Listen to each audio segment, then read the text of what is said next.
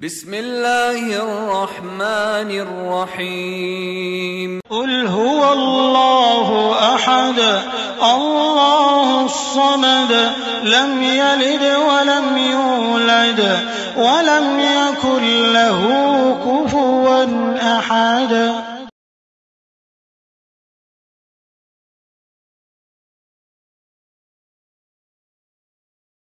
مرسلین وعلى آلہ واصحابہ ومن تبعہم بإحسان الی یوم الدین، اما بعد۔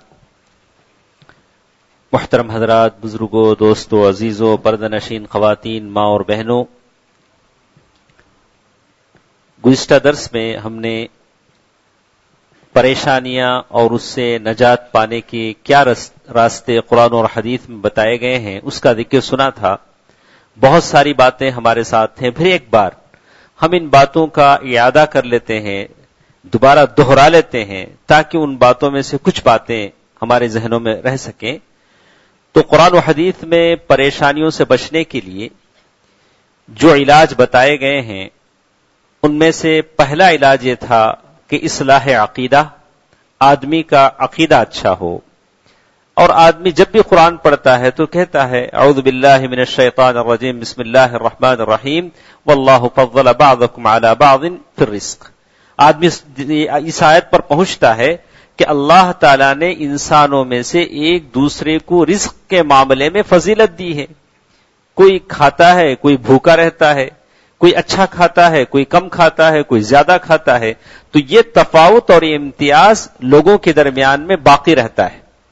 اب ان آیتوں کے پڑھتے ہوئے آدمی زیادہ رنج، غم، پریشانی کا شکار نہ ہو کہ میں ایسا کیوں ہوں، وہ ایسا کیوں ہے۔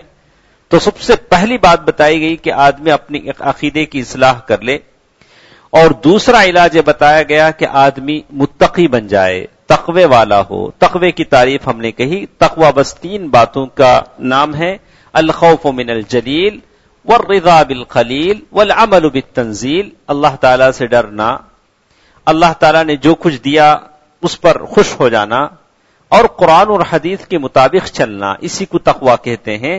پریشانیوں اور مصیبتوں سے بچنے کے لیے بہت بڑا ہتھیار ہے تقوی۔ اللہ تعالیٰ مجھے اور آپ کو متقیوں میں شامل فرمائے۔ تیسرا علاج کثرت استغفار اور توبہ۔ کثرت استغفار اور توبہ یہ 2 بہت ہی اہم چیزیں ہیں۔ استغفار، انس بن مالک رضی اللہ تعالیٰ عنہ فرماتے ہیں پیارے نبی صلی اللہ علیہ وسلم متعدد مرتبہ استغفر اللہ پڑھتے تھے، اور ہم نے آپ کو اس بات کی طرف توجہ دلایا تھا کہ خاص کر سید الاستغفار آدمی یاد کرے، جس کے بے حد فوائد ہیں، اور اللہ کے رسول صلی اللہ علیہ وسلم نے اپنے طور سے اسے سید کا نام رکھا ہے، یعنی سید الاستغفار۔ تو بہت سارے لوگوں نے یاد کیا ہوگا۔ اللہ تعالیٰ سے دعا ہے کہ جن لوگوں کو توفیق نہیں ہوئی وہ اس کو یاد کریں اور اس سے فائدہ اٹھائیں۔ اور اسی طرح چوتھا علاج اللہ تعالیٰ کا ذکر۔ اللہ تبارک و تعالیٰ نے قرآن مجید میں فرما دیا الا بذکر اللہ تطمئن القلوب۔ دل کا اطمینان اللہ تعالیٰ کے ذکر میں آتا ہے۔ تو جو لوگ الذاکرین ہیں، اٹھتے بیٹھتے اپنے آقا، اپنے رب احکم الحاکمین کو یاد کرتے ہیں، اور ان کی یاد ان کے دلوں کو سکون پہنچاتی ہے۔ چھٹا علاج آدمی دنیا کی حقیقت کا ادراک کرے، دنیا کا ادراک کرے، سمجھے کہ دنیا اس کی کوئی حقیقت نہیں ہے۔ بہت کم لوگ اسے سمجھ سکتے ہیں۔ ہمارے اور آپ کے پیارے نبی صلی اللہ علیہ وسلم نے ارشاد فرمایا الدنیا حلوۃ خضرہ، دنیا بڑی میٹھی ہوتی ہے، بڑی میٹھی ہوتی ہے۔ اگر کوئی کہہ دے کہ لیجیے آپ ہم کو 1 کروڑ روپے ہم کو دیتے ہیں، تو میں کیا کہوں گا؟ نہیں چاہیے۔ کون نہیں لے گا؟ دنیا آپ کو بھی چاہیے، مجھے بھی چاہیے، لیکن کہا الدنیا حلوۃ خضرہ، دنیا بڑی میٹھی ہوتی ہے، بڑی سرسبز و شاداب ہوتی ہے، لیکن اس دنیا سے اگر کوئی احتیاط کرتے ہوئے چلتا ہے، دولت کمانا ہے۔ اللہ تعالیٰ نے زکوٰۃ اسی لیے فرض کیا کہ آپ کمائیں۔ آپ کا شمار اس عہد کے جو صحابہ کرام تھے، جو مالدار صحابہ، حضرت عبدالرحمن ابن عوف اور اسی طرح حضرت عثمان غنی، اسے صحابہ میں ان کے پاس جو دولت تھی اور وہ اس دولت کو اللہ تعالیٰ کے بارگاہ میں خرچ کرتے تھے، اللہ تعالیٰ کی جنت کو خریدتے تھے۔ دولت کمانے پر ممانعت نہیں ہے، لیکن اس کمانا صحیح ڈھنگ سے، خرچ کرنا صحیح ڈھنگ سے، یہ دونوں چیزیں آدمی کے پاس ہونی چاہیے۔ تو کہا کہ آدمی دنیا کا ادراک کرے اور کہے الدنیا سجن للمؤمن وجنت للکافر، دنیا مومن کے لیے قید خانہ ہوتا ہے۔ اسی لیے حدیث شریف میں آتا ہے کہ پیارے نبی صلی اللہ علیہ وسلم نے ایک جنازہ جاتے دیکھا تو کہا مستریح مستراح، دو باتیں پیارے نبی صلی اللہ علیہ وسلم نے فرمائی کہ صحابہ کرام نے پوچھا کہ پیارے نبی اس بات کا کیا مطلب ہے؟ کہا مستریح، دنیا کی رنج و غم سے، دنیا کی مصیبتوں سے نجات پا چکا ہے، جنازہ جا رہا ہے۔ مومن بندہ جب تک دنیا میں ہوتا ہے تکلیفیں، مصیبتیں، بیماریاں، آفتیں، بلائیں، اور جب دنیا سے چلا جاتا ہے تو آرام سے اپنے قبر میں چلا جاتا۔ مستریح، کہا مستراح، اگر جانے والا برا ہے تو اس کی برائی سے دنیا کے لوگ نجات پا دیتے ہیں، اگر جانے والا اچھا نہیں ہے، برا ہے، تو اس کے شر سے، فساد سے دنیا والے آرام پا لیتے ہیں۔ بس دو ہی حالتیں، یا تو ہم مستریح ہیں یا تو ہم مستراح ہیں۔ ہمارا اپنا اختیار ہے کہ ہم اپنے آپ کو کس صف میں شامل کرنا چاہتے ہیں، یا تو ہم مستریح بننا چاہتے ہیں کہ دنیا کی صعوبتوں کو برداشت کر لیں اور جب وقت آئے تو خوش خوش اللہ تعالیٰ کے بارگاہ میں چلے جائیں۔ اسی طرح ساتواں علاج انہوں نے یہ بتایا کہ آدمی دنیا سے زیادہ اخروی زندگی کی فکر کرے، جو آخرت کی زندگی ہے اس پر زیادہ توجہ دے۔ جیسے پیارے نبی صلی اللہ علیہ وسلم کی یہ حدیث جو صحیح ہے، بتایا من كانت همه الدنیا، بعض کہا من كانت همه الآخرہ، جو آخرت کے بارے میں سوچتا ہے، جو آخرت کو اپنے سامنے رکھتا ہے، اللہ تبارک و تعالی اس کی فکر کو جمع دیتے ہیں، اس کی فکر کو جمع دیتے ہیں۔ اور کہا اس کے پاس روزی دولت ایسے آتی ہے وہی راغمہ، اور وہ نہیں چاہتا کہ دولت آئے، لیکن اللہ تعالیٰ دولت اس کے سامنے اڑیل دیتے ہیں، اس کے سامنے خزانوں کو بھر دیتے ہیں، لیکن اس کی فکر آخرت کی فکر ہو۔ لیکن جو دنیا کی فکر کرتا ہے، ہمیشہ ٹینشن میں، مصیبتوں میں اور ہمیشہ تناؤ میں ہوتا ہے کہ یہ خریدوں، وہ کماؤں، اس کو دھوکہ دوں، اس کا پیسہ چھینوں، تو کہتے ہیں کہ اللہ تبارک و تعالی اس کے افکار کو ایسے پھیلا دیتے ہیں کہ اس کے دل میں دولت کے باوجود سکون نہیں ملتا۔ تو کہا کہ علاج ہماری پریشانیوں کا یہ ہے کہ ہم اخروی زندگی کو مد نظر رکھیں، جیسے اللہ تعالیٰ نے قرآن مجید میں ارشاد فرمایا وَمَن يَعْشُ عَن ذِكْرِ الرَّحْمَنِ نُقَيِّضْ لَهُ شَيْطَانًا فَهُوَ لَهُ قَرِينٌ، جو شخص اللہ تعالیٰ کے ذکر سے منہ موڑتا ہے، اللہ تعالیٰ شیطان کو اس کے پیچھے لگا دیتے ہیں، وہ ان کا ساتھی بن جاتا ہے۔ اور اسی طرح آٹھواں علاج یہ بتایا کہ آدمی کو یہ شعور ہو کہ غم، دکھ، گناہوں کی بخشش کا ذریعہ بن جاتے ہیں، غم، دکھ، گناہوں کی بخشش کا ذریعہ بن جاتے ہیں۔ اسی لیے حدیث میں آتا ہے کہ ایک مومن بندے پر مصیبتیں آتی ہیں، اللہ تعالیٰ اسے آزماتا ہے۔ کیسے آزماتا ہے؟ فی نفسہ، اللہ تعالیٰ اس کے جسم میں اسے آزماتا ہے، اس کے بچوں میں آزماتا ہے، اس کے مال میں آزماتا ہے، یہاں تک کہ اتنی آزمائشیں اور مصیبتوں سے گزر کر جب وہ اللہ تعالیٰ کے پاس جاتا ہے، ما علیہ خطیئہ، ایک غلطی بھی اس پر باقی نہیں رہتی، ساری خطائیں مٹ جاتی ہیں۔ دوستو، عزیزو، پردہ نشین خواتین، ماں اور بہنوں، یہ مصیبتیں، یہ دکھ، یہ الجھنیں، یہ بیماریاں، یہ بلائیں ہمارے گناہوں کو مٹانے کے لیے آتے ہیں۔ آدمی کی گناہ اس سے مٹتے ہیں۔ کبھی آدمی اپنے جسم میں بیماری کے ذریعے آزمایا جاتا ہے، اللہ تعالیٰ ہر ایک کو شفاء عاجلہ عطا کرے۔ کبھی اپنے مال میں خسارے کی وجہ سے، کبھی اپنے بچوں کی بیماری کی وجہ سے۔ کہا کہ یہ ساری چیزیں جو آزمائی جاتی ہیں، ان کو وہ برداشت کرتا یہاں تک کہ ایک وقت آتا ہے جب دنیا سے جانے لگتا ہے، ما علیہ من خطیئہ، کوئی غلطی اس پر باقی نہیں رہتی، بالکل دھلا دھلا اللہ تعالیٰ کے بارگاہ میں پہنچتا ہے۔ تو اسی لیے آدمی جب بھی مصیبت آئے، یہ سمجھے کہ یہ میرے گناہوں کو مٹانے کے لیے مصیبت بلا آتی ہے۔ اور اسی طرح انہوں نے ذکر کیا کہ نوا علاج بتایا کہ آدمی انبیاء علیہم السلام کی زندگی کو نمونہ بنائے.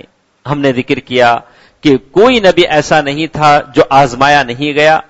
ایک نبی ایسے بھی تھے، باپ بھی نبی بیٹا بھی نبی، دونوں کی گردنیں کاٹی گئیں.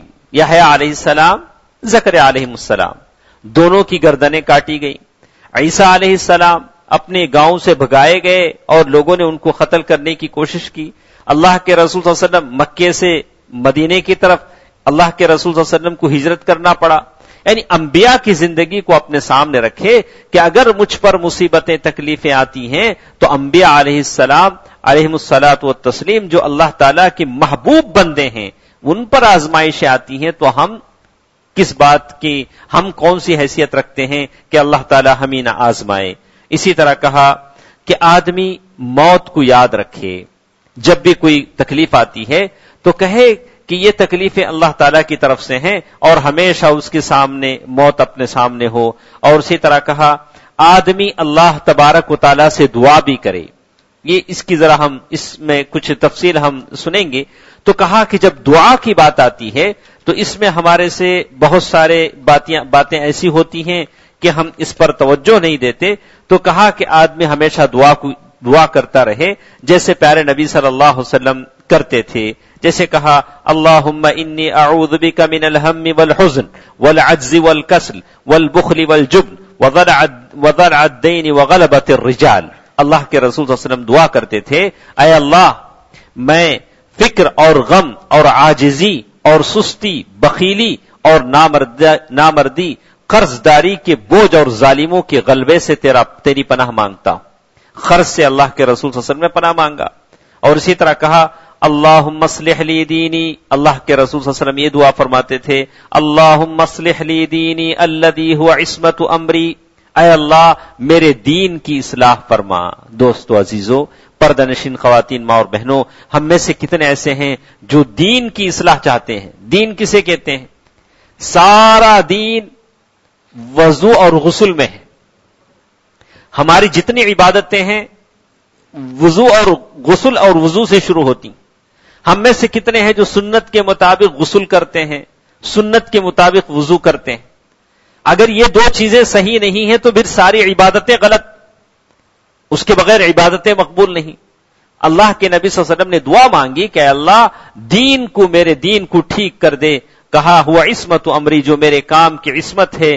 اور پھر یہ بھی کہا وصلح لی دنیایا التی فیہا معاشی. اے اللہ میری دنیا کو ٹھیک بنا دے جس میں میرا معاش ہے، میری دنیا بھی اچھی ہو جس میں میری روزی روٹی ہے. اور پھر کہا وصلح لی آخرت التی فیہا معادی. اے اللہ میرے لیے آخرت کو اچھا بنا دے جہاں میں جانے والا ہوں، جہاں میرا ٹھکانہ ہے.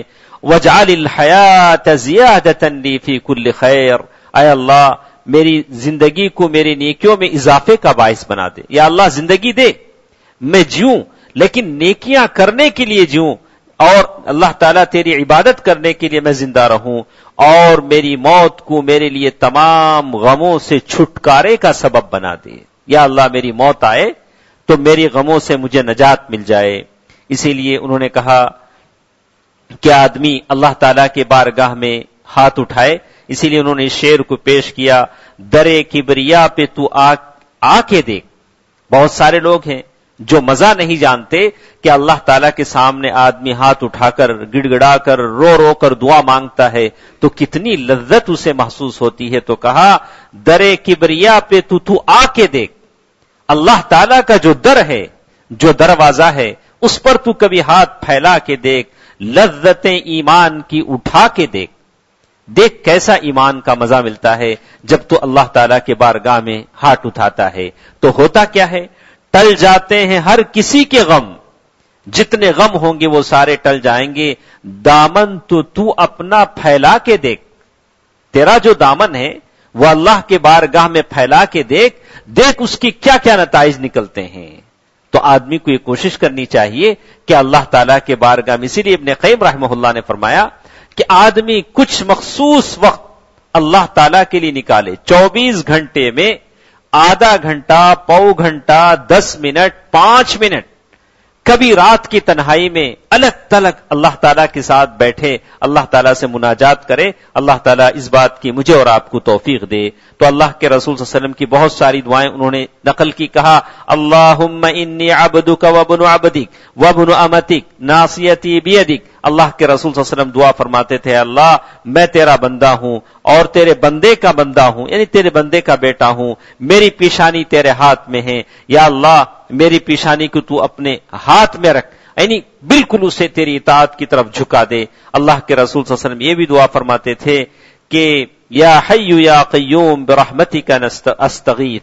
اسماء بنت عمیس ایک صحابیہ ہیں جن کے واقعات بہت مشہور ہیں، کہتی ہیں کہ مجھے رسول اللہ صلی اللہ علیہ وسلم نے فرمایا کیا میں تجھے کچھ باتیں نہ بتلاؤں جو تو پریشانی کے وقت ذکر کرے، پریشانی کے وقت تم یہ دعا پڑھو۔ اسماء بنت عمیس، تو ایسا کون نہیں چاہے گا؟ اسماء بنت عمیس نے کہا کہ اللہ کے رسول صلی اللہ علیہ وسلم ضرور بتائیے، بولیے پریشانی کے وقت میں کیا پڑھوں؟ تو اللہ کے رسول صلی اللہ علیہ وسلم نے فرمایا اللہ اللہ ربی لا اشرک بہ شیئا، اللہ اللہ وہ میرا پروردگار ہے، میں اس کے ساتھ کسی کو شریک نہیں کرتا۔ اللہ کے رسول صلی اللہ علیہ وسلم نے یہ بات بتلائی تو کہتے ہیں کہ صحابہ کرام رضوان اللہ علیہم اجمعین کو اللہ کے رسول صلی اللہ علیہ وسلم بار بار یہ چیزیں سکھلاتے تھے، دعائیں جو بہت اثر رکھتی ہیں۔ تو ہم اس بات کی کوشش کریں، اور ایسے بہت سارے لوگ یہ کہتے ہیں کہ اللہ تعالی برے لوگوں کی دعائیں نہیں سنتا، نیک لوگوں کی دعائیں رد نہیں کرتا۔ تو دعائیں کرنا ہے تو کیا کرنا؟ جو بزرگ ہیں ان سے جا کے گزارش کرنا، ارے ہمارے لیے دعا کرو، ایک ہاتھ میں تحفہ دینا، ایک ہاتھ سے گزارش کرنا۔ تو کہا کہ تم دعا کرو تو دعا قبول نہیں ہوتے، دعا قبول کرنے کے لیے ہمارے پاس آؤ، ہم آپ کے لیے دعا کریں گے۔ ایسا بھی دھوکہ دینے والے ہیں۔ لوگوں نے کہا کہ نہیں، کہا کہ آدمی دعا کر سکتا ہے، کس سے دعا کی گزارش کر سکتا ہے؟ میں آپ سے کہہ سکتا ہوں بھئی ہمارے لیے دعا کریں، تو کہا کہ جس سے آپ دعا کی گزارش کریں وہ شخص زندہ ہو۔ نمبر ایک شرط یہ بتائی گئی کہ وہ شخص زندہ ہو۔ نمبر دو، وہ شخص صالح اور کتاب و سنت پر عمل کرنے والا ہو، ایک دم بدعتی ہو، قبوری ہو، اس سے آپ دعا کی درخواست نہ کریں۔ وہ نیک ہے، کتاب و سنت پر چلتا ہے، تو آپ اسے کہیں بھئی ہمارے لیے دعا کرنا۔ اللہ کے رسول صلی اللہ علیہ وسلم نے حضرت عمر رضی اللہ تعالی عنہ جب عمرے پر جا رہے تھے تو اللہ کے رسول صلی اللہ علیہ وسلم نے فرمایا یا اخی لا تنسانا فی دعائک۔ حضرت اللہ کے رسول صلی اللہ علیہ وسلم نے حضرت عمر سے کہا، حضرت عمر رضی اللہ تعالیٰ عنہ فرماتے ہیں کہ اللہ کے نبی نے مجھے بھائی کہا، میرے بھائی میرے لیے دعا کرنا۔ اللہ کے نبی نے حضرت عمر رضی اللہ تعالیٰ عنہ سے کہا کہ ہم بھی اپنے بھائیوں سے کہہ سکتے ہیں، لیکن کہا کہ جس سے ہم دعا کی گزارش کریں وہ ایک زندہ ہو، مردوں سے تو نہیں، اور کہا کہ وہ اس قرآن و حدیث پر عمل کرنے والا ہو، اور اسی طرح کہا کہ اپنے نیک اللہ تعالیٰ نیک بندوں کی دعا رد نہیں کرتا، تو کوئی بھی دعا کر سکتا ہے، آپ بھی دعا کر سکتے ہیں، اللہ تعالیٰ آپ کی دعا قبول کر سکتا ہے۔ تو کہا کہ 100 آدمیوں کی قتل کرنے والے کی دعا اللہ تعالیٰ نے سن لی، تو آپ کی اور میری دعا کیوں نہیں سنے گا؟ اس کے لیے ہم کو کسی کی سفارش کرنی پڑے گی، کسی بابا کے پاس، فقیر کے پاس، بڑے شیخ کے پاس جانا پڑے گا؟ نہیں، بس ہاتھ اٹھانے کی دیر ہے کہ آدمی ہاتھ اٹھائے اور درود شریف پڑھے تو اللہ تعالیٰ ضرور دعا قبول کرتے ہیں۔ اللہ تعالیٰ نے خود قرآن مجید میں کہا وَإِذَا سَأَلَكَ عِبَادِي عَنِّي فَإِنِّي قَرِيبٌ أُجِيبُ دَعْوَةَ الدَّاعِ، اور جب بھی بندہ مانگتا ہے دعا تو ہم اس کی دعا کو سنتے ہیں اور اس کی دعا کو قبول کرتے ہیں۔ تو اس میں کچھ اہم باتیں ہیں جس کی طرف ہم توجہ دلا کر اپنی بات ختم کریں گے۔ کہا کہ ایک علاج یہ بھی بتایا گیا کہ پیارے نبی صلی اللہ علیہ وسلم پر درود پڑھے، اس کی بے حد فوائد ہیں۔ جیسے فجر کی درس میں ہم نے بتایا تھا کہ اللہ کے رسول صلی اللہ علیہ وسلم کے ساتھ جنت میں ساتھ رہنے کا موقع ملتا ہے، جنت میں پیارے نبی صلی اللہ علیہ وسلم کے ساتھ رہنے کا موقع ملتا ہے جو شخص درود پڑھتا ہے۔ تو کیا کیا کام کرنے ہوں گے؟ بتایا گیا کہ زیادہ سے زیادہ آدمی نفل پڑھے، اور بیٹیوں کی تربیت، بیٹیوں کو پالنا، جیسے اللہ کے رسول صلی اللہ علیہ وسلم نے فرمایا کہ جو شخص بیٹیوں کے معاملے میں آزمایا جائے گا، ان کو بڑا کرے گا، شادی کرے گا، وہ جنت میں میرے ساتھ رہے گا۔ پھر کہا کہ یتیم بچوں کو پالنا، یتیم بچوں کی کفالت کرنا، جنت میں پیارے نبی صلی اللہ علیہ وسلم کی صحبت اسے نصیب ہوگی. اور اسی طرح درود شریف جو پڑھے گا اللہ تعالیٰ اس کی زندگی سے مصیبتوں کو ہلکا کر دیں گے. جیسے حدیثیں آتی ہیں کہ ایک صحابی رسول صلی اللہ علیہ وسلم نے کہا تھا کہ میں آپ پر کتنا درود پڑھوں، تو اللہ کے رسول صلی اللہ علیہ وسلم نے کہا کہ تیرے تمام غم دور ہو جائیں گے، تیرے گناہ معاف ہو جائیں گے اگر تو درود شریف پڑھتا رہے، لیکن شرط ہے کہ درود اصلی ہو، نقلی نہ ہو. درود وہ ہو جو پیارے نبی صلی اللہ علیہ وسلم نے صحابہ کرام کو سکھایا. اللہم صلی علی محمد وعلی آل محمد کما صلیت علی ابراہیم وعلی آل ابراہیم انک حمید مجید. اللہم بارک علی محمد وعلی آل محمد کما بارکت علی ابراہیم وعلی آل ابراہیم انک حمید مجید. آج ہم لوگوں کو دیکھتے ہیں کہ اللہ کے رسول صلی اللہ علیہ وسلم کا نام لیں گے تو وہ ہاتھ چومیں گے، ایسے کریں گے، ویسے کریں گے، ناچیں گے، کودیں گے، لیکن درود نہیں پڑھیں گے. سارے کام کریں گے لیکن زبان سے درود نہیں نکلے گا پورا درود. اب پتہ نہیں کیا کیا کریں گے. کہا کہ یہ درود نہیں ہے، آدمی درود پڑھے. اسی طرح کہا کہ آدمی اللہ تعالیٰ پر پوری طرح بھروسہ کرے. جب بھی مصیبت آتی ہے، بیماری آتی ہے، دکھ آتا ہے، آدمی اللہ تعالیٰ پر بھروسہ کرے. اللہ تعالیٰ نے کہا وَمَن يَتَوَكَّلْ عَلَى اللَّهِ فَهُوَ حَسْبُهُ. جو شخص اللہ تعالیٰ پر بھروسہ کرتا ہے اللہ تعالیٰ اس کے لیے کافی ہو جاتا ہے. اس میں بہت ساری مثالیں انہوں نے پیش کی. وقت کی قلت کی خاطر ہم آگے بڑھتے ہیں. معروف چیز ہے اللہ تعالیٰ پر توکل کرنا. کیا ہوتا ہے اس کی شرح حدیث میں بتائی گئی. تغدو خماسا وتروح بطانا. اللہ تعالیٰ پر تم ایسے بھروسہ کرو جیسے پرندے اپنے گھر میں کیا رکھتے ہیں؟ ڈبل ڈور کا فریج. کسی کبوتر کے گھونسلے میں، کسی کوے کے گھونسلے میں آپ نے دیکھا اتنا بڑا فریج، 2-4 موٹے چاول نہیں ہے. بیچارہ صبح صبح اپنے گھونسلے سے نکلتا ہے، چونچ میں جو ملتا ہے کھا لیتا ہے، اور آتے آتے اپنے بچے کو بھی لاتا ہے، اپنے بچے کو بھی لا کے کھلاتا ہے. اسی لیے اللہ کے رسول صلی اللہ علیہ وسلم نے مثال دے کر سمجھایا تغدو خماسا وتروح بطانا. تم اللہ پر ایسے بھروسہ کرو جیسے یہ پرندے بھروسہ کرتے ہیں، اپنے گھونسلے سے خالی پیٹ نکلتے ہیں، جب آتے ہیں فل میلز پیٹ بھر کے کھا کے آتے ہیں، اپنے بچے کو بھی لاتے ہیں. تو آدمی یہ بھروسہ کرے نہ اللہ تعالیٰ میرے اور آپ کو اس طرح کا بھروسہ کرنے کے اللہ تعالیٰ مجھے توفیق دے. اسی کا نام توکل ہے کہ آدمی اللہ تعالیٰ پر بھروسہ کرے. اسی طرح ایک علاج انہوں نے یہ بھی کہا کہ آدمی ماضی اور مستقبل کی بجائے حاضر کی فکر کرے. اب جو چل رہا ہے آدمی اس کی فکر کرے، خواہ مخواہ اندیشوں کا شکار نہ ہو جس سے آدمی کا دماغ خراب ہو جاتا ہے. اسی لیے انہوں نے مثال دی آدمی خواہ مخواہ کی فکر کرتا ہے تو آدمی کو یہ چیزیں بوڑھا کر دیتی. اسی لیے کہا کہ ایک مثال انہوں نے دے کر سمجھائی کہ گھوڑا اگر بھوکا ہو تو بوڑھا ہو جاتا ہے، آدمی کو اگر غم ہو تو آدمی وقت سے پہلے بوڑھا ہو جاتا ہے.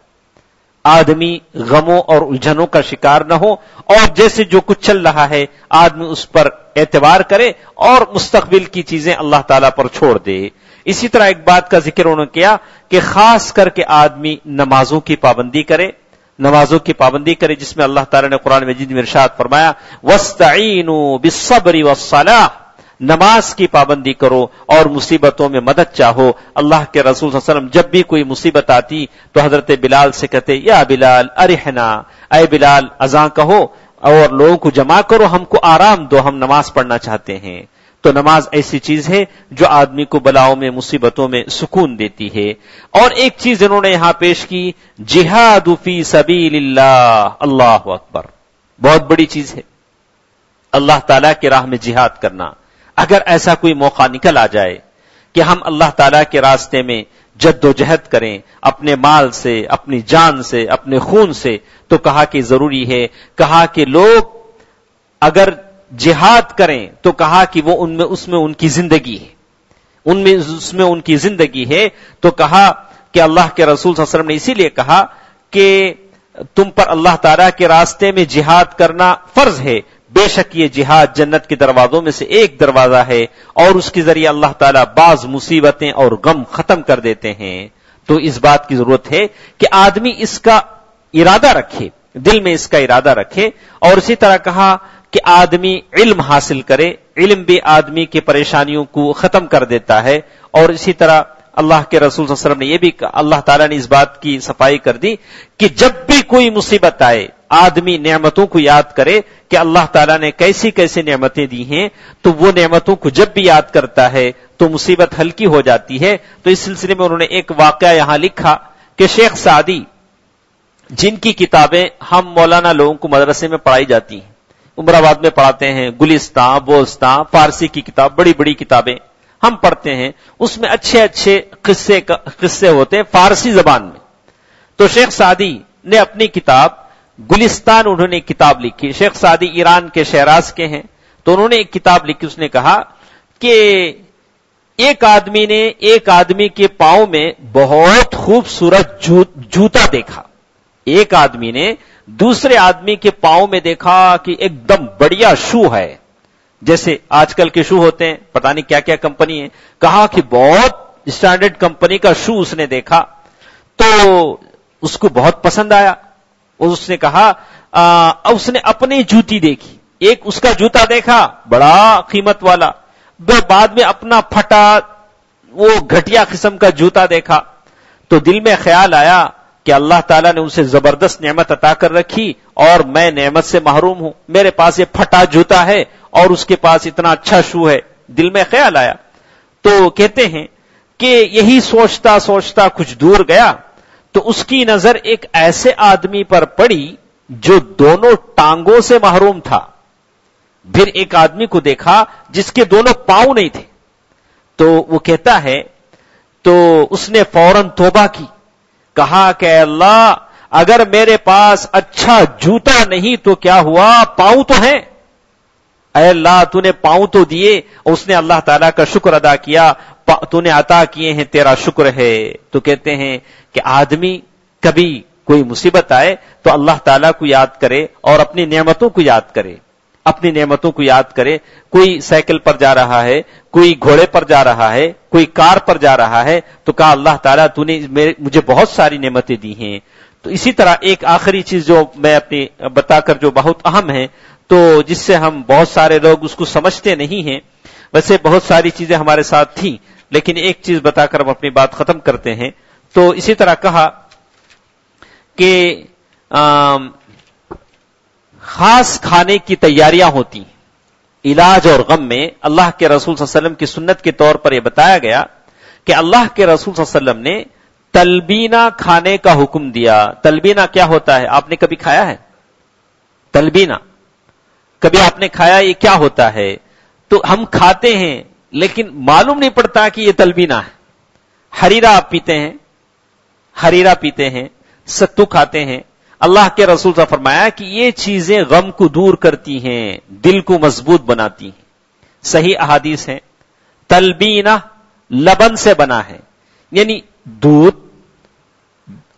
دودھ اور اس میں شہد اور بعض چیزیں، کہا کہ آدمی جیسے یہاں حدیث میں انہوں نے یہاں نقل کی، کہا کہ عائشہ رضی اللہ تعالی عنہا روایت کرتی ہیں کہ جب کسی کے گھر میں کوئی فوت ہو جاتا ہے، کسی کا انتقال ہو جاتا ہے، تو آس پاس کی عورتیں تعزیت کے لیے آتی ہیں، اکٹھا ہوتی ہیں، پھر کچھ دیر کے بعد ایک ایک کر کے سارے چلے جاتے ہیں۔ ایسے ہی ہوتا ہے ہر جگہ۔ اور جو لوگ باقی رہ جاتے ہیں تو اب گھر کی عورتوں کو تلبینہ بنانے کا حکم دیتی اور تلبینہ بنانے کا حکم دیتی اور سارے لوگ تلبینہ کھاتے، اس سے ان کا جگر مضبوط ہو جاتا اور دل میں طاقت اور ہمت آتی۔ تو انہوں نے اس شعر میں کہا کہ تلبینہ جیسے آج کے حساب سے ہم یہ سمجھیں کہ اللہ کے رسول صلی اللہ علیہ وسلم کی حدیث انہوں نے نقل کی کہ اللہ کے رسول صلی اللہ علیہ وسلم جب نبی کریم صلی اللہ علیہ وسلم کے گھر والوں میں سے کسی کو کوئی بخار آتا تو آپ صلی اللہ علیہ وسلم اس کے لیے حریرہ بنانے کا حکم دیتے، حریرہ بنا کر بخار والے کو کھلاتے، کہتے کہ یہ غمگین کے دل کو تسکین دیتا ہے اور مریض کے جسم سے بیماری کو ایسے دور کرتا ہے جیسے پانی میل کچیل کو تمہارے چہرے سے دور کرتی۔ حریرہ آٹے، پانی اور گھی سے بنایا جاتا ہے اور بعض دفعہ اس میں دودھ اور شہد ڈالا جاتا ہے، بعض اوقات میٹھا بھی ڈال لیا جاتا ہے، تو اسے تلبینہ بھی کہتے ہیں۔ اللہ کے رسول صلی اللہ علیہ وسلم نے اس تلبینہ میں یعنی حریرہ میں، ستو میں یہ بتایا کہ اس سے آدمی کے دل سے غم دور ہوتا ہے۔ اللہ کے رسول صلی اللہ علیہ وسلم کی بات سچی ہے، اسی لیے ابن قیم رحمہ اللہ نے کہا کہ ہم اللہ کے رسول صلی اللہ علیہ وسلم کی بات پر یقین رکھتے ہیں۔ آج کل لوگ دیسی دواؤں پر جو یقین رکھتے ہیں، اللہ کے رسول صلی اللہ علیہ وسلم کی بتائی ہوئی ان دعاؤں پر یقین نہیں رکھتے، جبکہ صحیح حدیث ہے کہ کہا ابن قیم رحمہ اللہ فرماتے ہیں کہ یہ حقیقت ہے کہ اللہ کے رسول صلی اللہ علیہ وسلم کی زبان اطہر سے نکلے ہوئے الفاظ کبھی غلط نہیں ہو سکتے اللہ کے رسول صلی اللہ علیہ وسلم نے، اور یہ ہمارا ایمان ہے کہ یہ کلمات اللہ تعالیٰ کی طرف سے بذریعہ وحی آپ پر نازل ہوتے ہیں، اور اللہ کے رسول صلی اللہ علیہ وسلم نے کہا کہ ہر چیز کی یہ خاصیت ہے، تو حریرہ، ستو یہ آدمی کے دل سے غم کو دور کرتے ہیں۔ تو معلوم یہ ہوتا ہے کہ گھر میں اگر کوئی بیمار ہے تو اس کا خصوصی لحاظ کیا جائے گا، اسے کچھ اچھا کھلایا جائے گا تاکہ اس کی بیماری دور ہو۔ اسی طرح کچھ باتیں انہوں نے کہا کہ مصیبت کے لیے آدمی استخارے کی نماز بھی پڑھے، اور اگر کوئی خواب ایسا دیکھے جس خواب سے وہ ڈر جائے تو اس کا کیا علاج ہے۔ آخر کی دو چیزیں ہمارے پاس باقی ہیں، اس کو ختم کرنے کے بعد انشاءاللہ ایک نئی بحث ہم لیں گے۔